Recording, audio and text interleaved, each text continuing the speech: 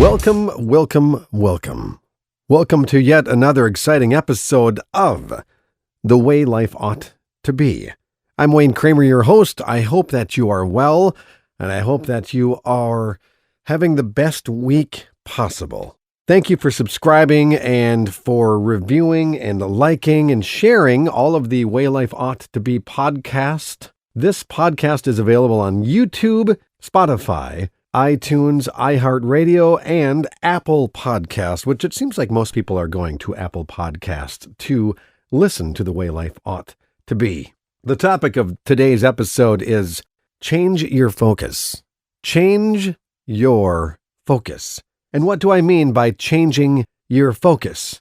What we focus on tends to take up our mind. We have real estate in our mind that is very precious and vital to our life and our happiness and how we are moving forward with everything, and what we choose to focus on inevitably has a massive impact on our life and how we're feeling and how we're living and on our psychological state of mind. Right now, the world seems as if it is out of control. It seems as if we are losing hope daily. If you turn on the news, all we hear about is that we are all doomed. And there is no hope. We're all going to get sick, and there is going to be so much death and destruction and pain, and the stock market is collapsing, and this is happening. The schools are shut, the bars, the restaurants, the libraries, everything is shut down. We are going to be quarantined into our houses, and there'll be military presence on the streets with guns aimed at us, making sure that we maintain a level of unhappiness and solitude, and we stay locked down. Now, while this is actually happening, there is a virus spreading around the world. There are going to be people that die, and there's going to be pain, and people get sick. The fact of the matter is, there are also a lot of very good things happening in the world. I walk my dog every morning. I leave in the dark about 6 or 6:15 in the morning every day, and I listen to the news, and it's very difficult to not have anxiety creep into my life and start to affect how I feel, my mood, my attitude, my hope, my happiness, my joy. It feels like it's being sucked out of my life by watching and hearing all of the negativity every single day. Many mornings I stop by a lake and I look at the sun rise and I think to myself, that is absolutely beautiful. The sun is rising today. We still are basking in sunlight. It's absolutely gorgeous. 3 weeks ago, I might have thought that sunrise was absolutely stunning, but during this current turbulent, trying time that we're all being pushed into, I have to force myself to look at the sunrise, sometimes sitting on a bench and just gazing into the sky and realizing that there is still a lot of good happening in the world. There's still a lot of light. There's still a lot of hope. There's still a lot of love. God is still in control. God still has a plan for you and your life. We are not without hope. It becomes really important during these times that we make a very clear decision as to how we are going to focus our gaze. What are we going to choose to focus on? Are we going to just watch the news and every day have our spirit battered and beat down with terrible news of how the world is coming to a grinding halt and we are all doomed? Or will we wake up in the morning and be grateful and think, thank you, God. Thank you that the sun is rising. Thank you that we still have the warmth from the sun. Thank you for the very breath in my lungs. Thank you for my wife. Thank you for my children. Thank you for the love that we share. Thank you for the pets that we have. Thank you for the shelter that I so richly enjoy. Thank you for the house that I live in. Thank you that I was able to sleep in a bed last night. I understand that this can become quite overwhelming and we can begin to lose hope and it can start to spiral out of control and we can feel as if there is nothing we can do and we are powerless against the onslaught of this impending virus that's spreading throughout the world. But at the same time, because there's a virus doesn't mean that you do not have a purpose for your life. Because there is bad things happening in the world and the stock market is tanking and whatever, it doesn't mean that you don't matter. It doesn't mean that right where you stand, right where you are, that you can't make a difference. It doesn't mean that you can't pick up your telephone and call someone that you haven't spoken to in a while and encourage them and say, hey, how are you? I hope you're doing well. I just thought about you, and instead of thinking about you and passing how I normally do when I'm running about my busy days working and going here and there and everywhere, to quote the Beatles, I decided to grab my phone, dial your number, and actually speak to you and speak some life into you. You can do that. With this time that we're being given and this shutdowns that are happening everywhere, we have the ability to take a good hard look at our lives and how we're choosing to live them and make necessary adjustments. We have 4 children. The schools are shut down for at least a month and a half, but you know what? I was able to fish with my 7-year-old yesterday. I was able to put my arm on his back as he was reeling in the lure trying to catch a bass, and we shared some time together, and I looked at him and I thought, I should be doing this more often. I should be talking with this little boy more often, this precious gift that was given to me and my wife, brought into our lives.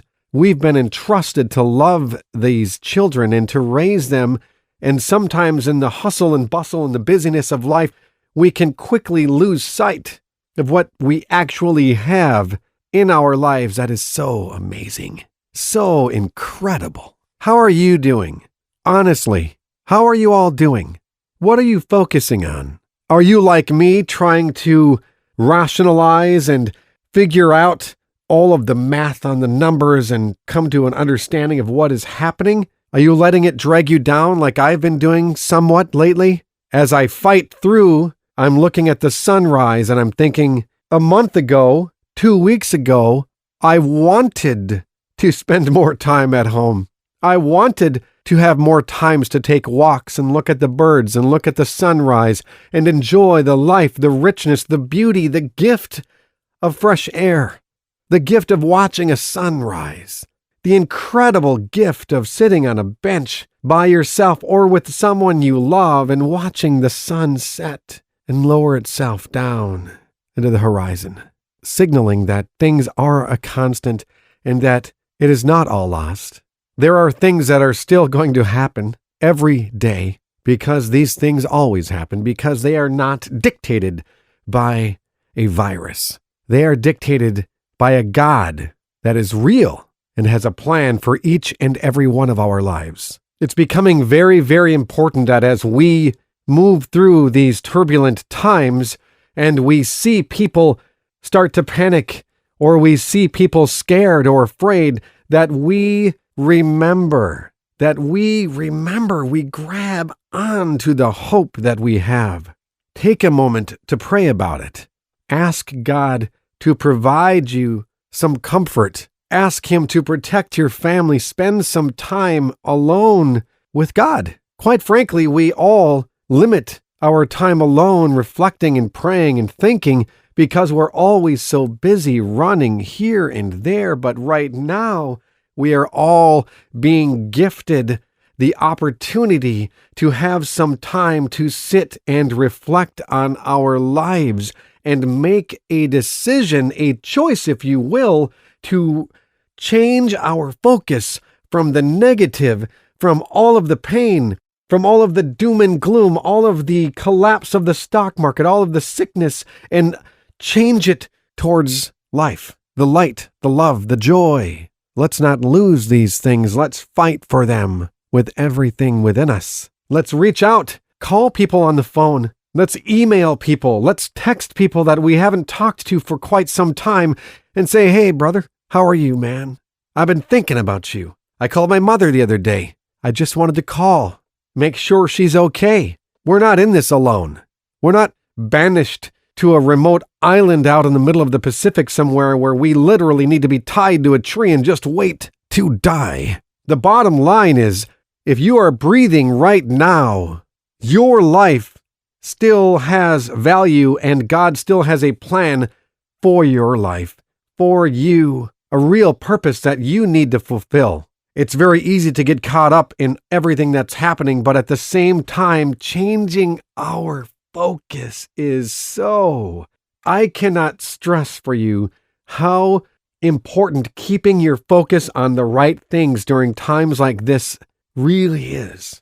Because if you begin to look at the news media and all of the radio and the newspapers, for those of us that still read newspapers, not as much anymore, and you look at all of the anxiety sweeping across the world, it becomes very, very important that you don't lose hope, that you actually focus on the right things in your life and you don't think, you know what, I'm going to just sit on my couch and I'm going to watch CNN, Fox, MSNBC, CNBC, One American News, C-SPAN, the BBC, Sky News Live. I'm just going to sit here and flip the channels and watch my hope all be destroyed. I'm going to watch news story after news story of pain and worry and anxiety and just let it strip my soul bare of the plan and the trajectory that I was on. Or will you choose to keep abreast of what's happening in the world, but at the same time understand you're being given a gift on a silver platter of spending more time with your family? You're being given a gift to assess your current life situation and take a good, hard, objective look at your life and determine if you're living the life that you want to be living. I remember when we lived in our old home. It sounds like I was in old folks' home. I wasn't, not yet, not yet. But I remember in the house we lived in before we lived where we live now, and we had a couple acres, and it was a wooded lot, and it was beautiful. And when we bought that house, me and my wife, we drove up to the house on a Friday night, and it was dusk, just getting dark, and we drove by on the road, and there it was. The curb appeal was amazing. The lights on the outside of the house were lighting up the cedar siding, and it had a good, soft, warm glow of wood, and it was surrounded by 10,000 trees, in a big green yard and a long driveway. Private, beautiful, calm oasis that we wanted to call our home. As we continued to make that decision to buy that home, it all worked out, and we moved into that home, and we lived there for about 19 or 20 years. And I remember as the financial crisis in 2007, 8, 9, 10 just about destroyed everything that we had. We lost almost everything. The fact that we still maintained our home was by the grace of God, literally. There were times where the mail lady would come up to our house in her car. She wouldn't stop at the mailbox, which was about 300 feet away. She would pull up into the driveway and she would walk up to me and say, hey, do you want your mail? And the first time she said that, I didn't understand what she meant. I was like, why wouldn't I want my mail? But then she paused and I realized what she meant. She meant that the economic crisis had gotten so bad that as a human being, she was willing to give us a chance to breathe as a family, to give us a chance to not get that letter that said, we're trying to take your home away from you. She knew that if I said, I can't get the mail today, she would bring it back to the post office and they would put it in a cubby and I would try to find the time to go pick it up. And oddly enough, I wasn't always able to get there for some crazy reason, possibly because I had children and a wife and I didn't want to lose my home. And we didn't have a way to pay the bills because I didn't have any income and I had no way to get any. I was trying to solve a riddle a problem, if you will, that was brought on by outside forces that had nothing to do with us. We have an opportunity during this time to operate on a human level with one another. The fact that that postal carrier did that was so amazing. I could not believe the level of grace and concern and love that that simple act carried. It was astounding to me. We survived the financial crisis of 2006, 7, 8, 9, 10, whatever.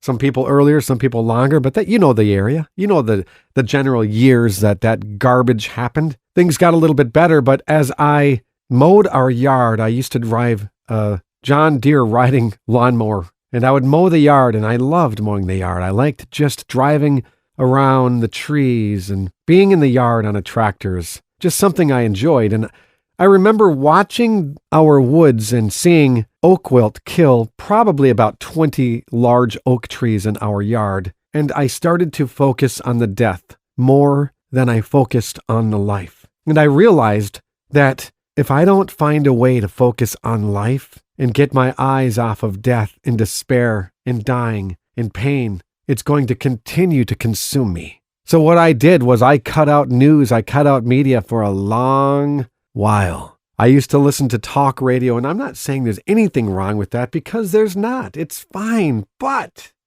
if you choose to focus on certain things, do not be mistaken. It's going to impact who you are. It's going to change who you are as a person inside and out. I started to listen to positive speakers, people like Les Brown, a motivational speaker. And he would talk about, if you fall down, make sure that you land on your back, because if you can look up, you can get up. I thought, you right, man. You are right. I listened to a lot of motivational speakers every single day that would speak life into me. I listened to a lot of pastors and churches. Elevation Church was one that I listened to a lot. I listened to Craig Groeschel Life Church. We went to church consistently as a family. We did not miss. I made a decision, a conscious decision, to grab onto hope and to push aside all of the negativity and all of the constant drone of bad news that surrounded me. And I can tell you right now, as surely as I stand here in front of this podcast microphone in my upstairs of my house, it completely changed how I live. It changed me as a person because I focused on the good. I focused on the positive. I focused on the love, the light, the joy, the happiness. It does not mean that it was perfect, but it does mean that I was able to adjust my focus, and it changed who I was. And it still continues to do that right up to this very second that I'm speaking to you. The very fact that I even have a podcast is a result of me changing my focus and deciding I am going to live. I am not going to succumb to the negativity and surrender my joy and my happiness. It simply will not happen.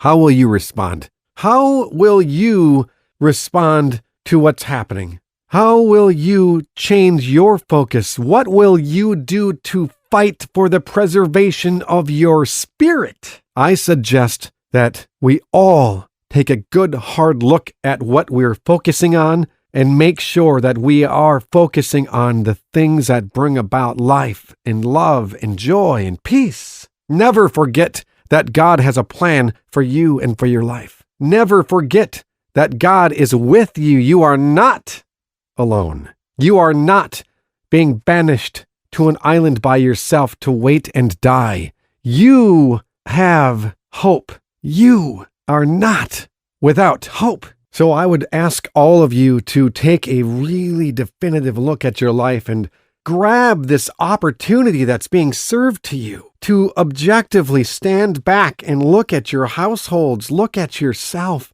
look at how you're living, decide which direction you want to go.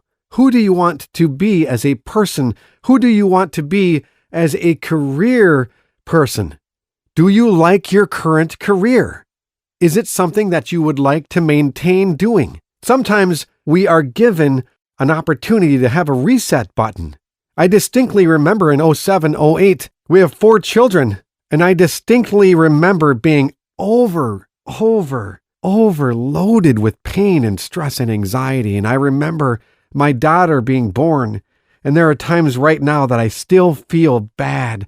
I feel like I missed out on the joy and the amazing life that seeing the birth of your child and being present in that moment and accepting the beauty that is the gift of life when you are blessed with a child. Because I was consumed with the news and the downturn and the stock market and our house losing value and not having money. And if I could go back in time, I would grab that time back and I would enjoy that. And I would look at my daughter being brought into this world and I would breathe in the blessing that was happening at the time. Let this be a warning to all of us that if you choose to look at this situation as a dire circumstance and you completely focus on it and let it drag you down, there will come a day in the future that you look back on 2020.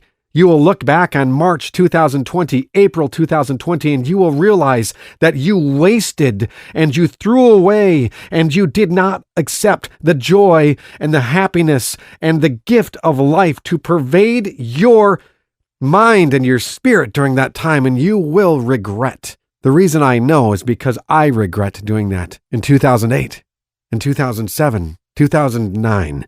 We must protect ourselves. We must support each other. We must stand up and live on a higher level of humanity towards one another. This is not just about money, the stock market, our house values going down, or I don't even know if that's happening, but I'm sure someone's out there talking about it. This is about taking an opportunity to love others on a higher level, to sacrifice, to give to others, to fight for life, to fight for love, and to always remember that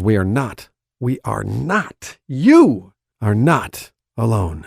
Adjust your focus. Make sure that your focus is going to lead you to life and light and happiness, joy. Don't allow the events in the external to dictate how you feel on the internal.